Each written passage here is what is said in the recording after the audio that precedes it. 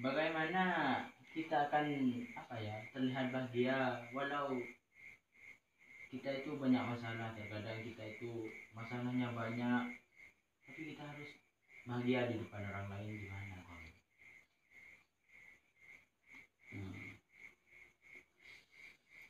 Jadi pertanyaan Anda, bagaimana cara nampak bahagia? Ya. Itu sebenarnya salah pertanyaannya. Harusnya kita bukan cuma nampak bahagia, tapi justru memang harus bahagia. Harus bahagia. Cuma selama ini saya lihat banyak orang yang salah pemahaman, salah asumsi tentang bahagia. Karena rata-rata orang selalu mengejar bahagia. Padahal bahagia itu tidak usah dikejar. Bahagia itu berada dalam diri kita. Tuhan sudah meletakkan potensi bahagia dalam diri kita. Maka caranya jangan dikejar, tapi dimunculkan dari dalam diri kita. Bukan sekedar pura-pura bahagia, tapi justru kita memang benar-benar bahagia dalam semua situasi, dalam semua kondisi. Bagaimana caranya? Pertama, yang harus kita lakukan adalah bersyukur. Mensyukuri semua kondisi, mensyukuri semua hal yang ada pada kita. Baik itu menurut kita adalah kekurangan, maupun menurut kita adalah kelebihan. Cuman orang juga kadang agak susah melakukan syukur. Bahkan kurang bisa bersyukur. Kenapa? Maka untuk bisa bersyukur ada juga yang perlu dilakukan. Yang pertama adalah membiasakan melihat sisi positif. Ingat, membiasakan melihat sisi positif pada segala sesuatu yang terjadi pada kita. Baik ketika kita mendapatkan nikmat yang jelas-jelas sudah mungkin lebih positif dianggap oleh kita, atau yang berupa musibah. Karena pada sesuatu yang terjadi pada kita pasti ada sisi positif. Nah, untuk bisa bersyukur maka biasakan mencari sisi positif itu.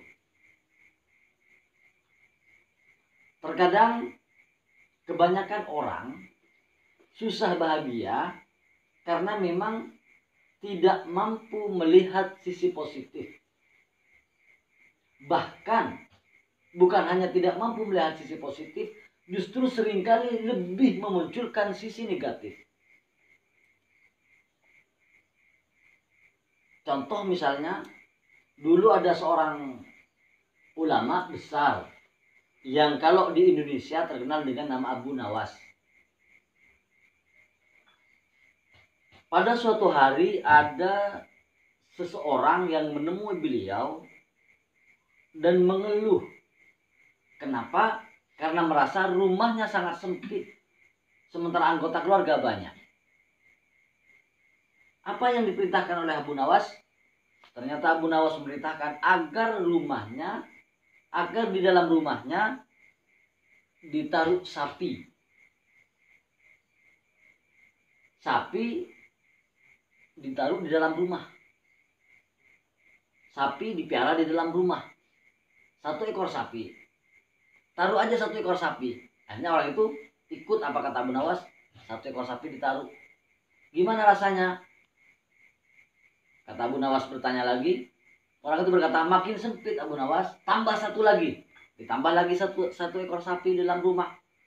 Ditanya lagi sama Abu Nawas, gimana rasanya? Makin sempit Abu Nawas, tambah 1 lagi. Ditambah lagi 1 sapi, menjadi 3 ekor sapi. Gimana rasanya? Justru semakin sempit Abu Nawas. Kalau gitu kurangi 1. Dikurangi 1 sapi. Ditanya lagi sama Abu Nawas, gimana rasanya? Makin luas Abu Nawas. Kurangi 1 lagi. Dikurangi 1 ekor lagi sapi yang ada di dalam rumah. Gimana rasanya? Makin luas Abu Nawas. Kurangi 1 lagi. Akhirnya semua sapi yang ada di dalam rumah sudah dikeluarkan. Ditanya lagi sama Abu Nawas, gimana rasanya? Sekarang sudah makin lega Abu Nawas. Nah, dari cerita ini hikmahnya adalah bahwa ternyata luas tidaknya satu rumah, luas tidaknya kamar bukan tergantung berapa ukuran kamarnya, tapi tergantung kepada kita yang tinggal di dalamnya.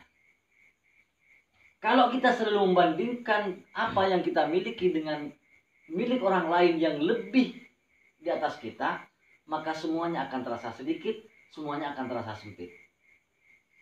Tapi justru sebaliknya, kalau kita membandingkan apa yang kita miliki dengan orang yang berada di bawah kita levelnya, maka milik kita akan terasa lebih banyak, milik kita akan terasa lebih luas. Nah, ini syarat bahagia yang pertama. Jadi harus bisa bersyukur. Kemudian yang kedua, bagaimana agar kita bisa lebih bahagia? Bukan hanya pura-pura bahagia seperti yang ditanyakan tadi. Adalah dengan cara membiasakan berbagi dengan tulus. Membiasakan berbagi dengan tulus. Apapun kondisi kita, bagaimanapun kondisi kita, kita sebisa mungkin harus berbagi. Berbagi di sini jangan dipaksakan. Kalau memang kita hanya punya satu pak rokok, maka bagi sebatang rokok, 2 batang rokok. Punya satu pak rokok mau bagi dua pak rokok, ya nggak mungkin. Justru bukan bahagia, sebaliknya membebani kita. Jadi membiasakan berbagi akan lebih membuat kita bahagia daripada kita membiasakan menerima sesuatu dari orang lain. Kenapa? Karena faktornya adalah karena ketika kita membagi pada orang lain, ketika kita memberi pada orang lain, ada kepuasan tersendiri. Ada kepuasan tersendiri dalam diri kita. Apalagi setelah melihat orang yang diberikan sesuatu oleh kita merasakan puas, maka kepuasan kita akan melebihi orang yang kita beri sesuatu. Jadi kesimpulannya adalah bahwa bahagia tidak usah dikejar, tetapi dimunculkan dalam diri kita. Karena Tuhan sudah memberikan potensi bahagia dalam diri kita. Cara memunculkannya adalah dengan cara membiasakan bersyukur dan membiasakan berbagi. Kira-kira begitu.